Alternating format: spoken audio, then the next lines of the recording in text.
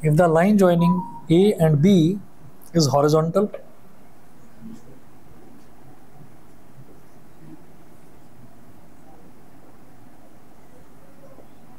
if the line joining A and B is horizontal, comma, what is the work done on the object?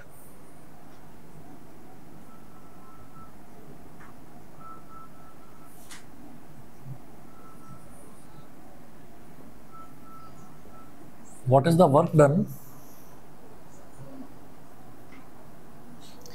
on the object by the gravitational force?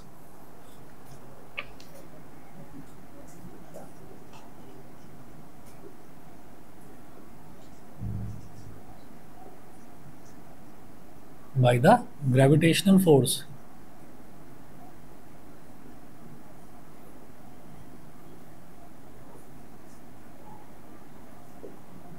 Gravitational force, question mark. Explain your answer.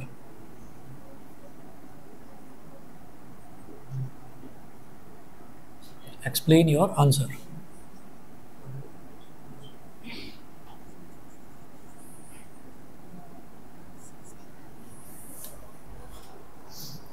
अब इसमें ना figure भी दे रखी है। अब figure देखिएगा क्या है, ये कोई टेबल है।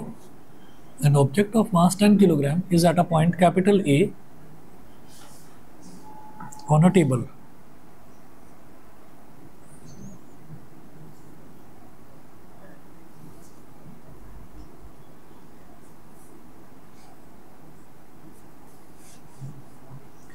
तो ये पॉइंट ए पर ऑब्जेक्ट रखा हुआ है, पॉइंट ए पर। It is moved to a point B.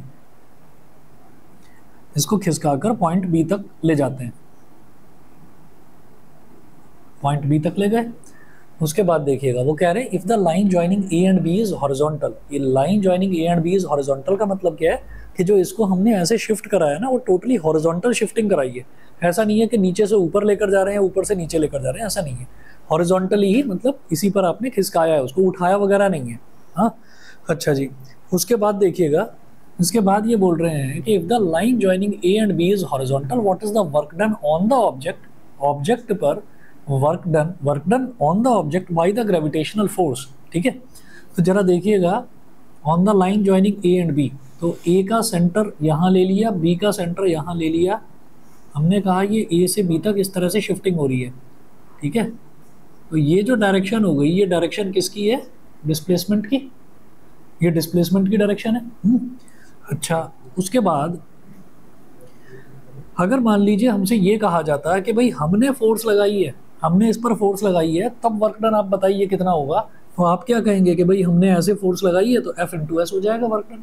ठीक है, अच्छा, और सही जो तरीका है वो मैंने आपको बताया था कि फोर्स में और डिस्प्लेसमेंट में एंगल कितना होता है। वर्क डन प्रॉपर्ली तो ऐसे निकाला जाता है। अच्छा, तो हम ये कहेंगे, वो कह रहे हैं what is the work done on the object by the gravitational force. तो ग्रेविटेशनल फोर्स कहाँ पर लग रही है? ऐसे। ग्रेविटेशनल फोर्स इस तरह से लग रही है, ये वाला हमारा पॉइंट ए हो गया। तो भाई डिस्प्लेसमेंट तो इस तरह से हो रहा है और ग्रेविटेशनल फोर्स ऐसे लग रही है, तो ग्रेविटेशनल फोर्स और डिस्प्लेसमेंट के बीच में एंगल कितना है? 90 डिग्री। 90 डिग्री। तो हम ये कहेंगे कि work done by the gravitational force on the object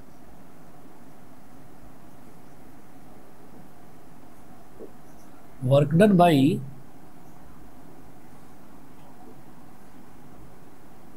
gravitational force, work done by gravitational force on the object is equal to F S cos 90, है ना। अच्छा, cos 90 कितना होता है? नहीं, जीरो। cos 90 zero. तो दो चार वही वैल्यूज मैंने आपको बताई हैं जो आपको याद रखनी है। तो cos 90 जीरो, तो यहाँ पर लिखेंगे F। अच्छा, F को क्या लिखोगे जरा बताएंगे मेरे को? उन्होंने बोल रखा है कि on object of mass 10 kilogram. ठीक है, तो फोर्स क्या हो जाता है? M इंटू जी। फोर्स मतलब ऑब्जेक्ट का वेट, तो M इंटू जी इंटू एस। अभी कुछ भी करो, M G S कुछ भी करो, cos 90 तो जीरो हो गया ना। तो zero into anything is zero, zero into anything is zero. Clear है? ठीक है, अच्छा जी। तो ये हमारे पास हुआ। इन्होंने बोला कि ग्रेविटेशनल फोर्स कितना काम कर रही है, ये आपको बताना है। तो ग्रेविटेशनल फोर्स जो है वो वर्क कुछ भी नहीं कर रही है, वो जीरो वर्क कर रही है। ठीक। अच्छा, इसके बाद एक चीज़ और है, अगर मान लीजिए वो आपसे ये कहें कि इसी ऑब्जेक्ट पर एक फोर्स लगाई जाती है, यहाँ पर 5 न्यूटन की एक फोर्स ऐसे लगाई जाती है, और डिस्प्लेसमेंट वो बता दें कि भाई 15 न्यूटन डिस्प्लेसमेंट है, 15 मीटर डिस्प्लेसमेंट है, तो हम क्या करेंगे कि अगर इस तरीके से दे रखा है ना, work done by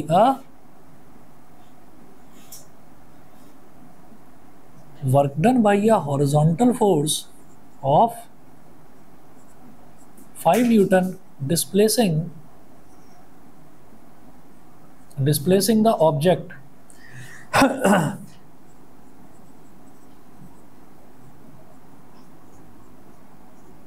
by 15 metre. Displacing the object का मतलब क्या है कि 15 मीटर डिस्प्लेस हो जाता है ऑब्जेक्ट का डिस्प्लेसमेंट कितना हो रहा है, 15 मीटर हो रहा है। ठीक है भाई, पढ़ाई में मन नहीं लग रहा क्या, दिमाग बता दो, फोन ज़्यादा इंपॉर्टेंट है, रख दो ना इसको, उठाकर अलग हटा दो। Work done by a horizontal force of 5 newton displacing the object by 15 metre. तो ऐसे में क्या होगा कि जो फोर्स लग रही है वो 5 न्यूटन की लग रही है, और डिस्प्लेसमेंट हमने कहा कि यहाँ से यहाँ तक का डिस्प्लेसमेंट 15 मीटर है। ठीक है, तो अब जरा बताना कि जो फोर्स है, फोर्स भी ऐसे लग रही है और डिस्प्लेसमेंट भी इसी डायरेक्शन में है। जब दोनों बिल्कुल सेम डायरेक्शन में है तो दोनों के बीच में एंगल तो कुछ बनेगा ही नहीं। ठीक है ना, फोर्स भी इसी तरीके से हॉरिजॉन्टली और डिस्प्लेसमेंट भी ऐसे है, तो दोनों के बीच में एंगल नहीं है कुछ भी। एंगल क्या है, 0 डिग्री। तो वर्क डन का फॉर्मूला होता है एफ एस कॉस थीटा। तो इस केस में क्या हो जाएगा, एफ एस कॉस 0। ठीक है, एफ एस कॉस 0, और फोर्स कितना है 5 न्यूटन, डिस्प्लेसमेंट कितना है 15 मीटर, और कॉस 0 कितना होता है 1। तो ये हो गया 75 जूल। ठीक है, तो हमेशा याद रखिएगा, हमें ये जरूर देखना है कि दोनों के बीच में एंगल कितना है। कई बार क्या है कि क्वेश्चन बहुत लंबा चौड़ा क्वेश्चन दे रखा है और आपसे वो पूछेंगे कि वर्क डन निकालना है। ठीक है, बस इतना देख लीजिएगा कि अब आप ये बताओ क्या इसमें ये 10 किलोग्राम जो इसका मास है, इसका कुछ यूज़ था? इसका कोई भी यूज़ नहीं था, क्योंकि यहाँ पर बस इतना देखना था कि फोर्स ऑफ ग्रेविटेशनल फोर्स नीचे की तरफ लग रही है, डिस्प्लेसमेंट इस डायरेक्शन में हो रहा है, तो दोनों के बीच में 90 डिग्री का एंगल बन रहा है। cos 90 0 होता है, तो result is 0, work done is 0। ठीक है, चलिए जी, इसके बाद आगे बढ़ते हैं। तो ये हमारा अगला क्वेश्चन देखेंगे। एक क्वेश्चन है, the potential energy of a freely falling object.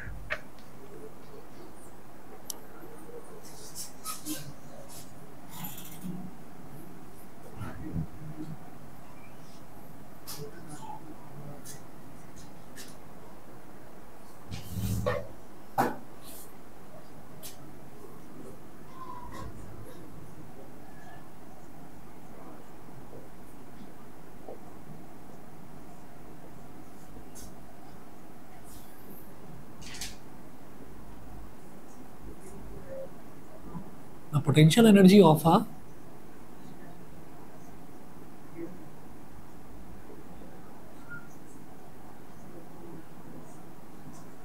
potential energy of a freely falling object decreases progressively.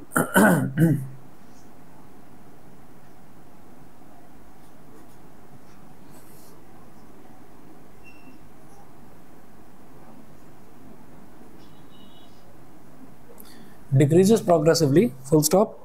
Does this violate the law of conservation of energy?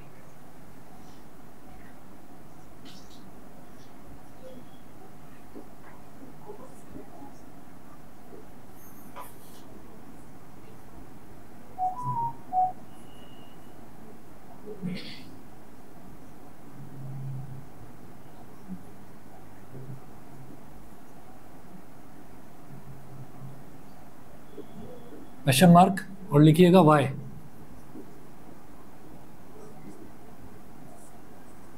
Answer लिखिए सभी बच्चे।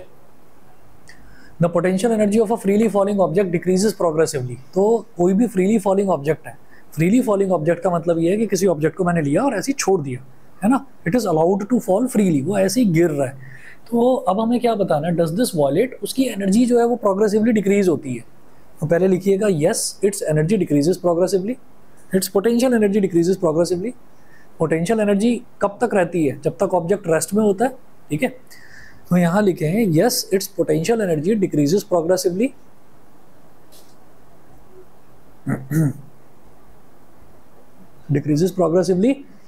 and gets converted into kinetic energy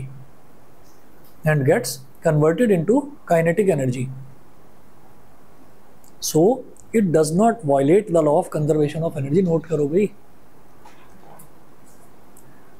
yes its potential energy decreases progressively and gets converted into kinetic energy so it does not violate the law of conservation of energy. decreases progressively लिखा है यहाँ पर, decreases progressively, ठीक है, decreases progressively and gets converted into kinetic energy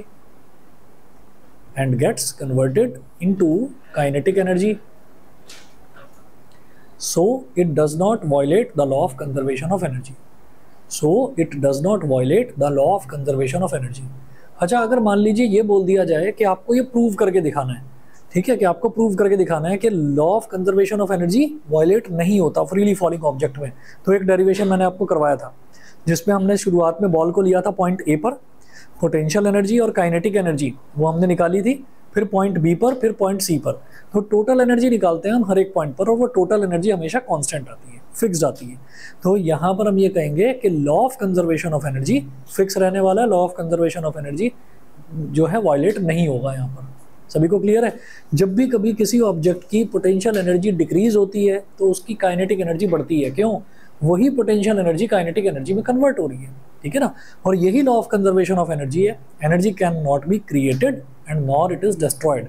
ना तो create करा जा सकता है, ना उसको डिस्ट्रॉय करा जा सकता है, it just gets converted from one form to another form, एक फॉर्म से दूसरे फॉर्म में ट्रांसफॉर्म हो जाती है। क्लियर है? ठीक है। अच्छा जी, इसके बाद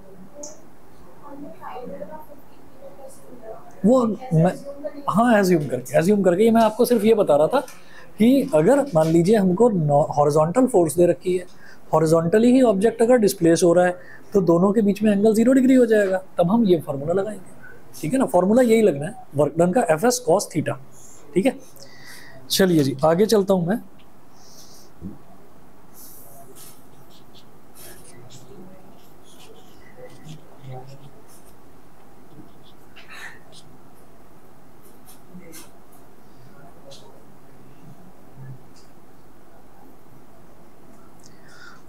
What are the various energy transformations? Note करें।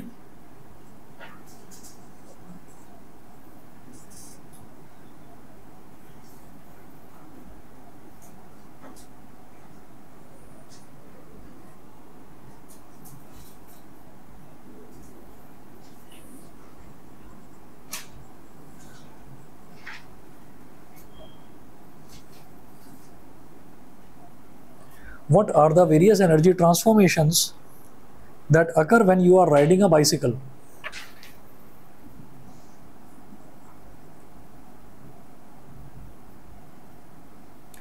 That occur when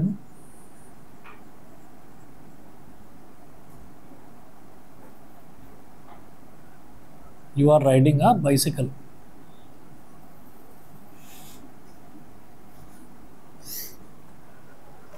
जब हम साइकिल चलाते हैं तो जो एनर्जी ट्रांसफॉर्मेशन है वो क्या क्या एनर्जी ट्रांसफॉर्मेशन होता है। फॉर एग्जांपल, जैसे हमने बात करी कि एक बैटरी है, उस बैटरी में हमने बल्ब को कनेक्ट कर दिया, तो बैटरी के अंदर केमिकल एनर्जी होती है। तो केमिकल एनर्जी जो है वो सबसे पहले किस चीज़ में कन्वर्ट हो रही है? इलेक्ट्रिकल एनर्जी में, क्योंकि जो केमिकल उसके अंदर स्टोर्ड है उससे इलेक्ट्रिसिटी जनरेट हो रही है। तो पहले तो वो इलेक्ट्रिकल एनर्जी में कन्वर्ट हो रही है। फिर इलेक्ट्रिकल एनर्जी में क्या हो रहा है कि जो वो बल्ब है वो जल रहा है, ठीक है। बल्ब जब ग्लो करता है तो उसके अंदर का जो लैंप है ना वो मतलब वो जलता है, एक्चुअली इट बर्न्स, जो फिलामेंट है उसके अंदर का। तो यानी कि हीट एनर्जी प्रोड्यूस हो रही है। कोई भी जलता हुआ बल्ब है उसको आप छू नहीं सकते, इतना गर्म होता है, हाथ जल जाएगा, ठीक है। तो सबसे पहले केमिकल एनर्जी कन्वर्ट हुई इलेक्ट्रिकल एनर्जी में, इलेक्ट्रिकल एनर्जी कन्वर्ट हुई हीट एनर्जी में, और हीट एनर्जी कन्वर्ट हुई लाइट एनर्जी में। कोई भी चीज़ अगर कहीं जलती है तो रोशनी होने लगती है ना, ये हीट की प्रॉपर्टी है। कहीं पर भी अगर आग लगेगी तो आग से रोशनी होने लगती है। तो वही कॉन्सेप्ट है इलेक्ट्रिक बल्ब का भी, ठीक है। तो इलेक्ट्रिक बल्ब में जो है टंगस्टन का फिलामेंट है, टंगस्टन का फिलामेंट मतलब पतला वायर, वही जलता है। उसका मेल्टिंग पॉइंट बहुत हाई होता है। हम ये कहते हैं कि अरे भाई जलता है तो जलकर तो फिर राख हो जाना चाहिए था, धुआं हो जाना चाहिए था। वो राख ना हो, उसका मेल्टिंग पॉइंट मेंटेन रहे, इसी के लिए बल्ब के अंदर नाइट्रोजन या आर्गन गैस भरी जाती है। वो क्या होता है, वो उसको ना थोड़ा थोड़ा थोड़ा थोड़ा बीच बीच में कूल भी करती रहती है कि इतना ज़्यादा गर्म ना हो जाए कि बल्ब भी फट जाए, ठीक है। तो इस चीज़ का भी ध्यान रखा जाता है। इसीलिए अब जैसे ट्यूबलाइट है, हम ट्यूबलाइट जला रहे हैं तो ट्यूबलाइट में तो कॉन्सेप्ट ही अलग है, एलईडीज आने लगी हैं आजकल, ठीक है। लेकिन वो जो नॉर्मल लैंप हुआ करता था, जो बल्ब हुआ करता था, उस बल्ब का कॉन्सेप्ट ये हुआ करता था कि अगर 8-10 घंटे लगातार जल रहा है ना, तो ज़्यादातर लोग जो समझदार होते थे वो कहते थे भाई इसको थोड़ी देर के लिए बंद कर दो, तो थोड़ी देर के लिए उसको बंद कर देते थे, फिर दोबारा चला देते थे, ठीक है। वो इसीलिए कि उसका जो टंगस्टन का जो फिलामेंट है, यानी कि जो वायर है, वो वायर थोड़ा सा नॉर्मल हो जाए, ठीक है। क्लियर है? अच्छा, जल जाता है, खराब हो जाता है, फ्यूज हो जाता है, फटता नहीं है। मतलब क्या होता था कि उसका जो वायर था ना वही मेल्ट हो जाता था, बहुत ज़्यादा अगर यूज़ करते थे तो। और वैसे भी जो क्लोज्ड हाउसेस का कॉन्सेप्ट अब आया है, पहले ज़्यादातर जो घर हैं वो खुले रहते थे और 8 बजे या 9 बजे मैक्सिमम लोग सो जाया करते थे, तो 8 या 9 बजे तक बल्ब की ज़रूरत पड़ती थी। उसके बाद सब सुबह उठते थे और सभी के घरों में जो है एक कोर्टयार्ड, बरामदा जिसको बोलते हैं, वो होता था और वहाँ से रोशनी आती थी। अभी तो फ्लैट सारे बंद ही हैं, तो आपको कई बार दिन के टाइम पर भी ट्यूबलाइट जलानी पड़ती है घर के अंदर, ठीक है ना। तो अब तो कॉन्सेप्ट ही अलग है, पहले अलग था। चलिए जी, तो what are the various energy transformation. जब हम साइकिल चलाते हैं तब एनर्जी ट्रांसफॉर्मेशन क्या क्या होता है वो देखना है। तो यहाँ पर सबसे पहले आप लिखेंगे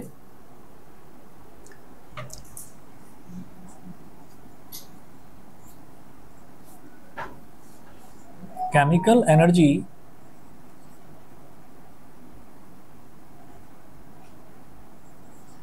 ऑफ फूड। हमने फूड खाया, अभी भूखे पेट तो नहीं चला सकते ना साइकिल, भूख लग रही है तो मन ही नहीं करेगा साइकिल चलाने का, क्यों, एनर्जी ही नहीं है बॉडी के अंदर। तो chemical energy of food it gets converted to muscular energy,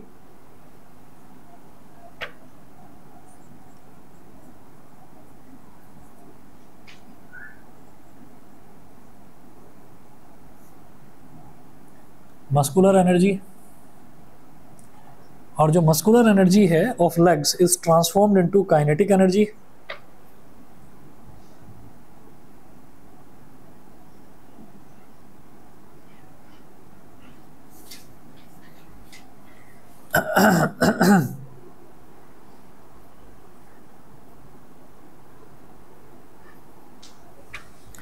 kinetic energy of rotation of pedals, ठीक है। तो क्वेश्चन एनसीईआरटी का है, तो कोई भी क्वेश्चन एनसीईआरटी का लाइटली मत लेना। 9th क्लास में 10th क्लास में दोनों में ही आप ये समझ लीजिए 70% पेपर एनसीईआरटी में से बनता है, ठीक है। और ये आज भी जिन बच्चों ने टेस्ट दिया उन सब बच्चों ने भी देख लिया है कि मैंने एनसीईआरटी में से दिया था और उसके बावजूद भी आप लोग कर नहीं पा रहे थे क्वेश्चंस को। तो कोई भी बच्चा ये ना सोचे कि भाई एनसीईआरटी है तो एनसीईआरटी तो हो जाएगी, कुछ नहीं भाई, एनसीईआरटी अच्छी खासी टफ है। और मैं आपको बता रहा हूँ कि आप यहाँ पर 9th में खास तौर पर मैथ्स में चैप्टर अभी मैं सर्कल्स वाला भी कराऊंगा, ट्राइंगल्स है, सर्कल्स है, क्वाड्रिलेटरल है, लाइन्स एंड एंगल्स है, ये जो 4 चैप्टर है ना, ये 3-3, 4-4 बार आपको प्रैक्टिस करनी पड़ेगी। एनसीईआरटी के क्वेश्चन तो एटलीस्ट आपको रट जाएं, बस ये समझ लो, ठीक है ना। और टाइम भी लगता है कई बार, अगर अटक गया कोई क्वेश्चन तो सोचते रहोगे, अप्रोच गलत हो गई तो कहीं के कहीं पहुंच जाओगे। तो ये जो 4 चैप्टर्स हैं, इन 4 चैप्टर्स पर बहुत ज़्यादा ध्यान देने की ज़रूरत है, नहीं तो मैथ्स में स्कोर जो है ना वो बहुत नीचे चला जाएगा, इस चीज़ का ध्यान रखना। बाकी जो चैप्टर्स हैं, बाकी चैप्टर्स में हीरोन्स फार्मूला है, फार्मूला ही तो लगता है उसमें, पॉलिनोमियल है, फैक्टर थ्योरम, रिमाइंडर थ्योरम, उसका एक मेथड ही तो है, एक प्रोसीजर है। तो एक सेट प्रोसीजर ही उसमें आप करते आ रहे हैं। यहाँ पर हर क्वेश्चन में अलग तरीके से सोचना पड़ता है, कौन सी थ्योरम लगानी है, कौन सा क्राइटेरिया लगाना है, तो ध्यान रखिएगा इस चीज़ का, ठीक। तो chemical energy of food, muscular energy, kinetic energy of rotation of pedals and it gets converted into kinetic energy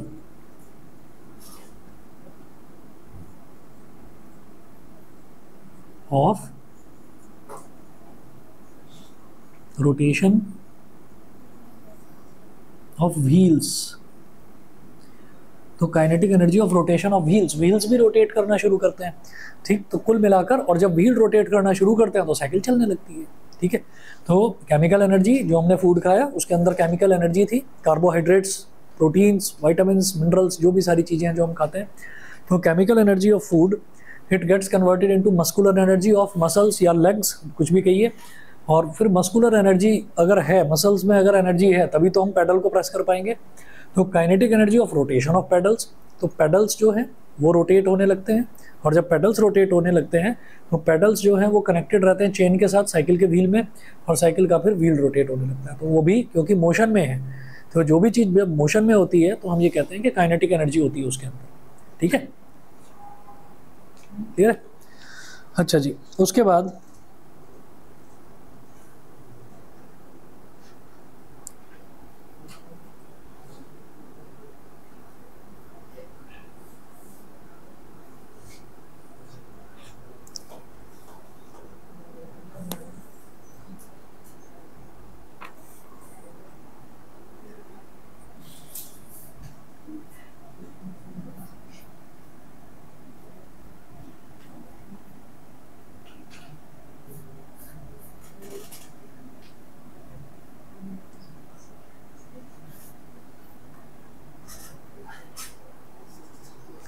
एक और क्वेश्चन देखिएगा, does the transfer of energy take place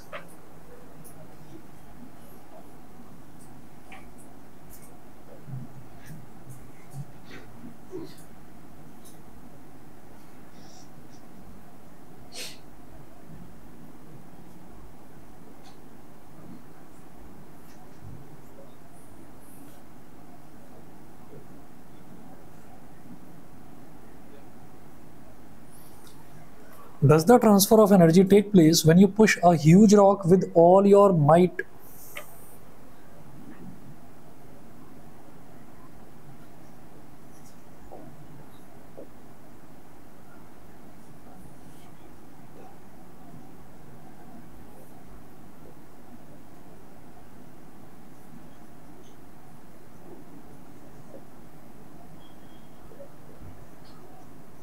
With all your might and fail to move it,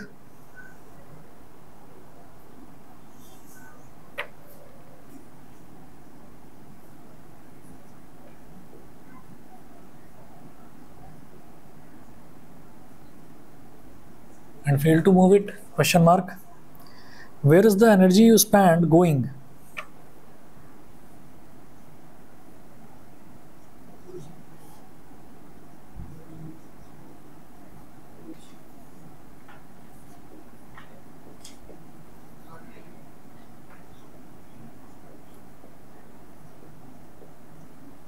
Where is the energy you spent going?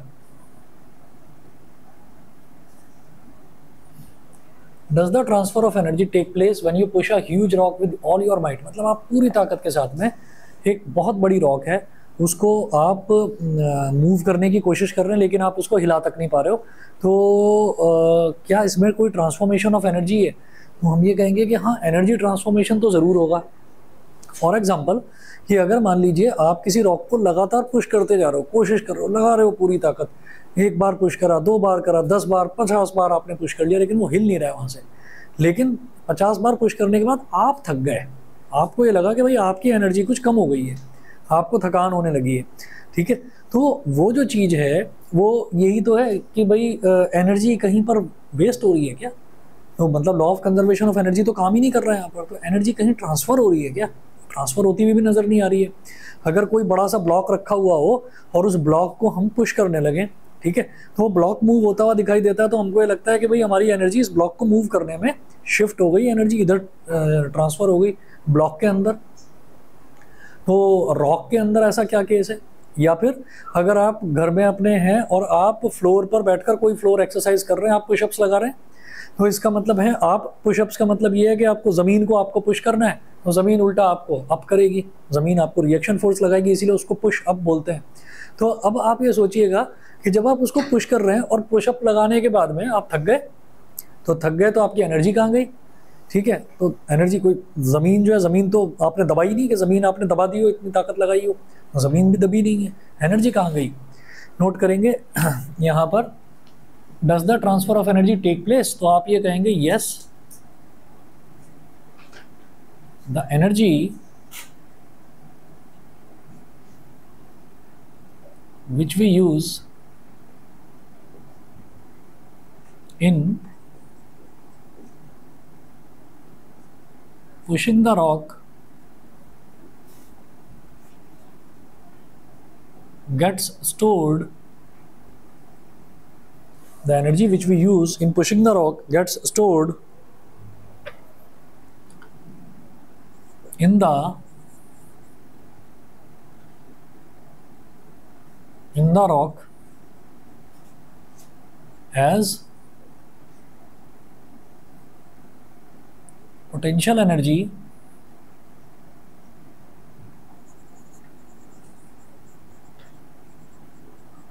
of deformation, as potential energy of deformation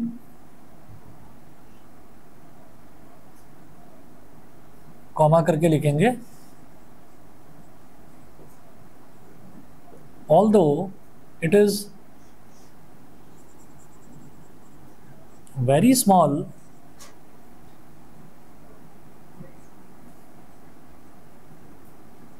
and cannot be observed, and cannot be observed. एक तो ये,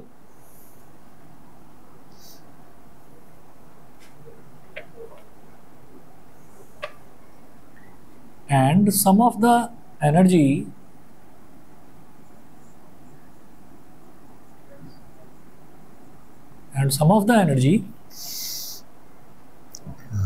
is used up in stretching the muscles of our arms,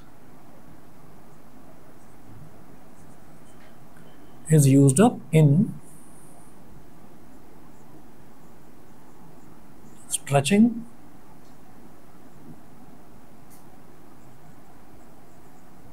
the muscles of our arms, of our arms. ठीक है. अच्छा, अब जरा सोचिएगा कि जैसे आटा गूंथते हैं तो आटे में क्या है कि आटा ऐसे तो पाउडर्ड फॉर्म में, हमने उसमें थोड़ा सा पानी मिलाया, पानी मिलाकर उसको मिक्स करने की कोशिश करते हैं, करते रहते हैं, थोड़ी देर तक उसको लगे रहते हैं, कोशिश करते हैं, करते थोड़ी देर में वो सॉलिड फॉर्म में आ जाता है. सॉलिड फॉर्म में आ गया. अब आपने सोचा कि मैं कुछ कलाकारी करता हूँ इसमें, तो आपने कहा कि मैं इसको सर्कुलर शेप दूंगा, तो आपने सर्कुलर शेप दे दी. फिर आपको लगता है कि नहीं मेरे को सेमी सर्कल बनाना है, तो आपने उसका सेमी सर्कल बना दिया. तो आप कुछ भी अब उसमें अलग अलग कलाकारियाँ कर रहे हैं. तो वो क्या चीज़ है? वो क्योंकि आप उसको डिफॉर्म करा पा रहे हो, फोर्स लगाकर आप उसको डिफॉर्म करा पा रहे हो. तो आटे के अंदर क्या हुआ? आटे के अंदर वो पोटेंशियल एनर्जी की तरह से वो चीज़ स्टोर हो गई. Potential energy of deformation. Deformation क्या होता है? कुछ चीज़ें ऐसी हैं, जैसे आटा है, तो आटा एक्चुअली सॉफ्ट है, बहुत ज़्यादा सॉफ्ट है. तो आप उसको दबाओगे, दबाने के बाद में अगर गौर से देखा जाए, किसी मैग्नीफाइंग ग्लास से देखा जाए, आप उसको दबा रहे हैं तो वो हल्का सा वापस भी एक्सपेंड होता है, वहीं अगर हम किसी और इलास्टिक थिंग की बात करें, जैसे रबर बैंड है, तो रबर बैंड को हम खींच रहे हैं, तो रबर बैंड के अंदर पोटेंशियल एनर्जी स्टोर हो गई डिफॉर्मेशन की. डिफॉर्मेशन का मतलब क्या? आपने उसकी शेप चेंज कर दी खींच कर. ठीक है. रबर बैंड के अंदर जो है उसकी प्रॉपर्टी कुछ ऐसी है कि वो फटाफट एकदम से वापस से कॉन्ट्रैक्ट होकर दिखाता है. तो आप कहते हैं कि अरे हाँ, यहाँ पर तो दिखाई दे गया कि हमारी जो एनर्जी है वो potential energy of deformation. Deformation समझ रहे हैं? किसी भी चीज़ की शेप चेंज करना. अब सवाल ये है कि रॉक में कहाँ डिफॉर्मेशन? रॉक की कौन सी डिफॉर्मेशन है? रॉक तो ऐसी जैसे पहले थी वैसी अभी दिखाई दे रही है. तो क्या है कि कोई भी जो सॉलिड है ना, किसी भी सॉलिड को अगर आप हल्का सा भी फोर्स लगाएंगे तो उसमें हल्का बहुत डिफॉर्मेशन ज़रूर होता है, लेकिन वो दिखाई नहीं देता. रॉक क्योंकि सॉलिड है, बहुत बड़ी है, तो वो दिखाई नहीं देता. बहुत मामूली सा कुछ ना कुछ आपने उसके पार्टिकल्स को थोड़ा बहुत दबाया ज़रूर है, कहीं ना कहीं से कुछ ना कुछ दबा ज़रूर है उसके पार्टिकल्स, लेकिन क्योंकि वो बड़ी बहुत है तो आप उस चीज़ को देख नहीं पाएंगे. समझ गया मेरी बात? ठीक है.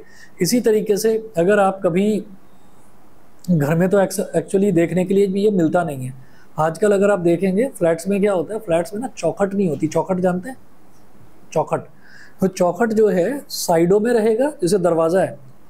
और कभी नॉर्मल घर अगर याद हो आपको, फ्लैट में ही पैदा हुए हैं तो बात अलग है, लेकिन नॉर्मल घर अगर याद है तो नॉर्मल घरों में क्या होता था? नॉर्मल घरों में दरवाज़ा सिंगल नहीं होता, ज़्यादातर घरों में डबल दरवाजे होते हैं. यहाँ पर तो सिंगल ही है ना. सिंगल और डबल में अंतर जानते हैं? जो दो दरवाजे होते हैं ऐसे करके खुलते हैं, है ना.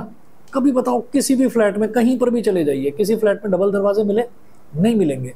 क्यों? और डबल दरवाजे कब लगते हैं? डबल दरवाजों के लिए चौखट की जरूरत पड़ती है। चौखट क्या होती है? जो नीचे होती है लकड़ी की। तो सिंगल दरवाजों में क्या होता है? सिंगल दरवाजों में 3 साइडेड चौखट की जरूरत पड़ती है। मतलब राइट में आप ये देखेंगे अगर कोई भी दरवाजा है तो राइट में लकड़ी का सपोर्ट होगा, लेफ्ट में लकड़ी का सपोर्ट होगा, ऊपर होगा, नीचे नहीं होता, नीचे नहीं होता। और जो डबल होते हैं उसमें नीचे सपोर्ट होता है। नहीं तो क्योंकि डबल दरवाजे हैं, आपने उनको मिलाया, पता चला दूसरी तरफ को खुल गए वो, है ना।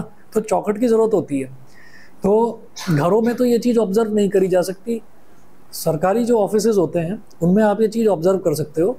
उनमें ना जो चौखट होती है, तो लोग आते हैं, चौखट पर पैर रखेंगे, अंदर चले जाएंगे, चौखट पर बाहर रखेंगे। तो कोई एक गवर्नमेंट ऑफिस है, जैसे मान लीजिए पोस्ट ऑफिस है या कोई बैंक है, तो उसमें अगर चौखट पर लोग पैर रख रख कर जाते हैं तो चौखट कभी बिल्कुल नहीं थी, आज चौखट कर्व्ड हो चुकी है।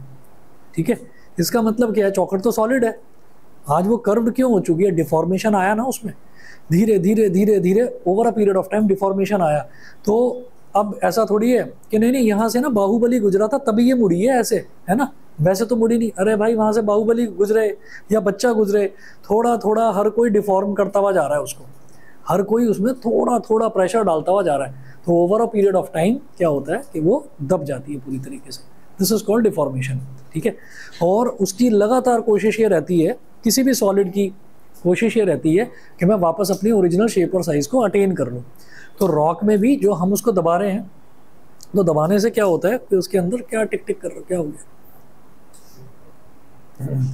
तो जब हम उसको कर रहे हैं तो फोर्स लगाने पर वो हल्का बहुत डिफॉर्म हुआ है, दिखाई नहीं देगा बस। ठीक, अच्छा दूसरी चीज़ ये है कि थोड़ी बहुत एनर्जी कहाँ यूज़ होती है? वो एनर्जी यूज़ होती है जो हमारी मसल्स वगैरह स्ट्रेच होती हैं। तो अगर हम लगातार किसी चीज़ को ऐसे दबा रहे हैं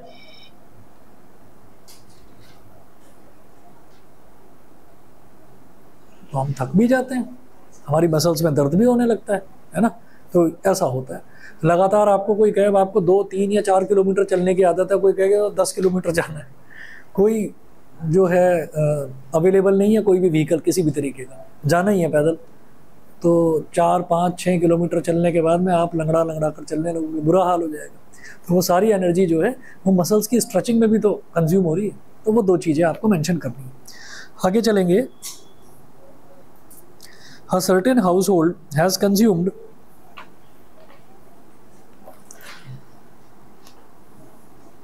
अच्छा 1 मिनट ये वाला रहने दीजिए, ये सिलेबस में नहीं है। किलोवाट आवर वाला सिलेबस से हटा दिया था, कमर्शियल यूनिट ऑफ एनर्जी। अगला क्वेश्चन नोट करेंगे। An object of mass 40 kilogram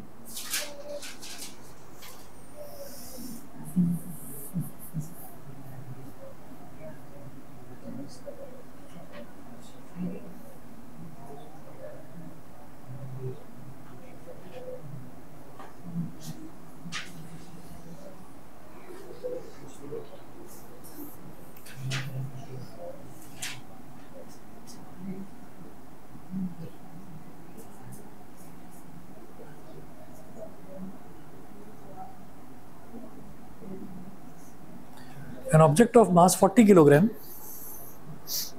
is raised to a height of 5 meter above the ground.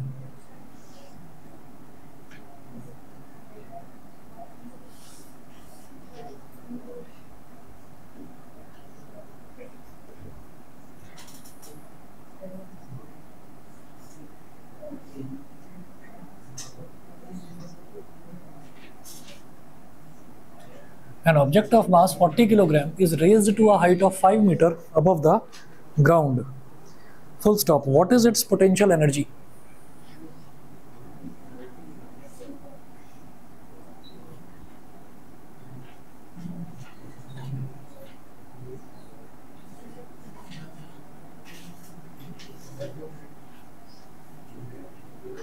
What is its potential energy? If the object is allowed to fall,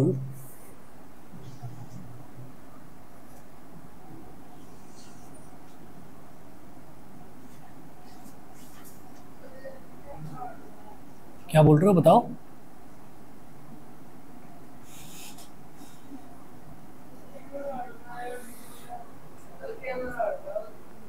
तो थोड़ा side से भी देखोगे तो दिखाई दे जाएगा, है ना। मतलब धक्का मत दे देना उसको बेचारी को। If the object is allowed to fall, comma, find its kinetic energy when it is half way down.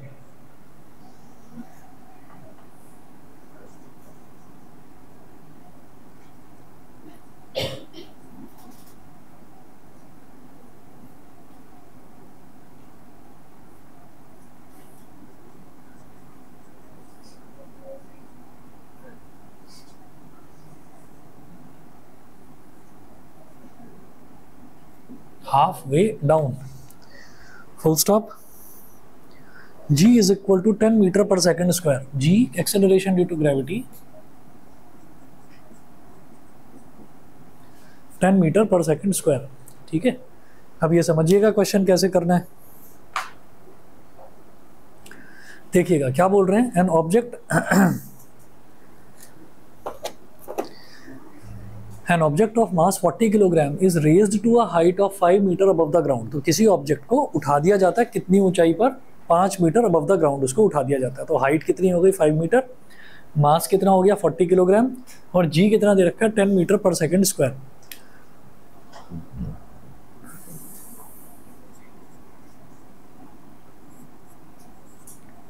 तो पोटेंशियल एनर्जी का तो सीधा सीधा फॉर्मूला होता है, देखिएगा mgh। तो m कितना है 40 किलोग्राम है ना, g कितना है 10 मीटर पर सेकेंड स्क्वायर, और h कितना है 5 मीटर। तो 4 5 जा 20, 4 5 जा 20 और 1 2 2 जीरो और है। तो पोटेंशियल एनर्जी कितनी हो गई 2000 जूल। पोटेंशियल एनर्जी 2000 जूल हो गई, बोलो समझ गए। इसके बाद ये बोल रहे हैं कि if the object is allowed to fall find its kinetic energy when it is half way down. ठीक है, हाफ वे डाउन यानी कि जब उसने आधा रास्ता ट्रैवल करा है, आधा रास्ता कितना 2.5 मीटर। ठीक है, तो तब आपको उसकी काइनेटिक एनर्जी बतानी है।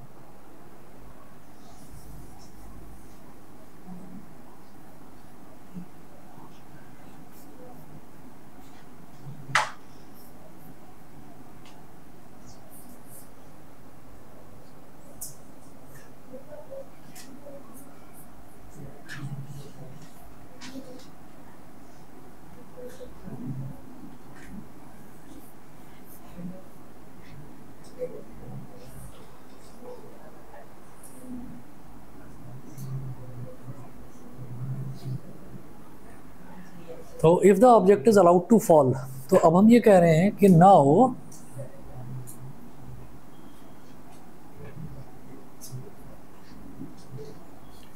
when the object is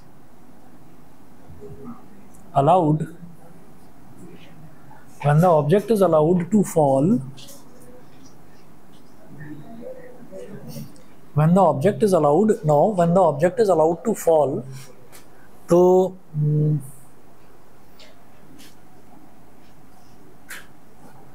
जब किसी चीज को ऐसे ही गिरने दिया जाता है, तो यानी कि उसमें हम कोई फोर्स नहीं लगा रहे हैं, तो इनिशियल वेलोसिटी कितनी हो जाएगी 0 मीटर पर सेकंड, मतलब बस उसको छोड़ दिया, तो इनिशियल वेलोसिटी कितनी हो गई 0 मीटर पर सेकंड।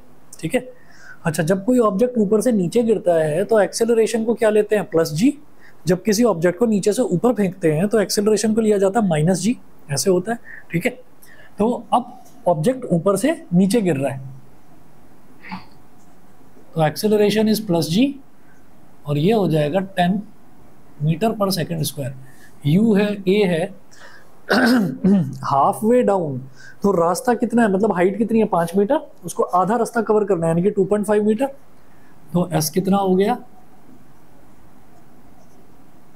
2.5 मीटर। मेरे को v निकालना है, v के आगे लगाइए क्वेश्चन मार्क। क्यों निकालना है v, क्योंकि देखिएगा उसका मास तो दे रखा है 40 किलोग्राम मास दे रखा है, और अगर v आ गया हमारे पास तो हाफ mv स्क्वायर से हमारे पास काइनेटिक एनर्जी आ जाएगी। ठीक है ना, तो क्या करेंगे, ये देखिएगा u a v और s, u a v s, कौन सी इक्वेशन यूज करूं बताओ, बड़ी भी थर्ड इक्वेशन। ठीक है, तो लिखें यहाँ पर भाई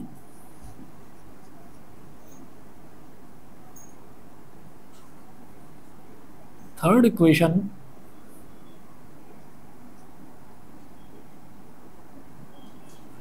of motion v square is equal to u square plus 2as। ठीक है, अच्छा, तो v square is equal to u square मतलब 0 का स्क्वायर प्लस 2 इंटू ए कितना है 10 और एस कितना है 2.5, पॉइंट गया तो नीचे आ गया 10, 10 से 10 कैंसिल आउट, 25 टू ज़ा इज 50, तो वी स्क्वायर की वैल्यू 50 आ गई। अब देखिएगा कि मुझे वी निकालने की ज़रूरत नहीं है क्योंकि मेरे को तो काइनेटिक एनर्जी निकालनी है, तो काइनेटिक एनर्जी निकालने के लिए वी स्क्वायर की ज़रूरत पड़ती है, तो वी मत निकालना। आप क्या करेंगे, therefore kinetic energy when the object is half way down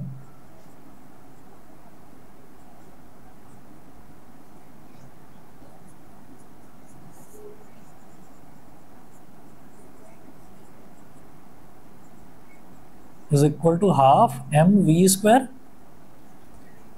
तो हाफ मल्टीप्लाइड बाई, हाँ जी मास कितना है 40 किलोग्राम और वी स्क्वायर हमने निकाल लिया 50, तो 220 ज़ा, तो 5 2 ज़ा 10, 10 हो गया और एक ज़ीरो यहाँ पर है, एक ज़ीरो यहाँ पर है, तो 1000 जूल। ठीक है, law of conservation of energy इतना सटीक तरीके से काम करता है, आप ये समझिए कि जब ऑब्जेक्ट 5 मीटर की हाइट पर था, ठीक है, तो 2000 जूल उसके अंदर एनर्जी थी, यानी कि जब वो आकर ना बिल्कुल नीचे ग्राउंड पर गिर जाएगा तो ये पूरी 2000 जूल की एनर्जी खत्म हो जाएगी उसकी। ठीक है, तो आधा जब जाएगा तो आधे में आधी एनर्जी खर्च हो गई, तो 1000 जूल खर्च हो गई, तो बची कितनी, 1000 जूल। ठीक है ना भाई, आधी जो खर्च हुई है वो किस में कन्वर्ट होती है, जब भी कोई ऑब्जेक्ट ऊपर से नीचे गिरता है तो उसकी जो पोटेंशियल एनर्जी डिक्रीज होती है ना, जो घटती है, वो काइनेटिक एनर्जी में कन्वर्ट हो जाती है। तो 1000 जूल काइनेटिक एनर्जी में कन्वर्ट हो गई, बची उसके अंदर 1000 जूल, बाकी का जो आधा रास्ता है उसमें भी 1000 जूल खत्म हो जाएगी, ऐसा होता है। ठीक है, ऑनलाइन वाले बताएं भाई, रुद्रांश दिव्यांश क्लियर है? Yes sir. ठीक है, बस जी तो इतना कर लीजिए, बाकी नेक्स्ट फिर आपको जो कहेंगे साउंड वाला चैप्टर बोल रहे हैं है ना, साउंड करवा देंगे स्टार्ट।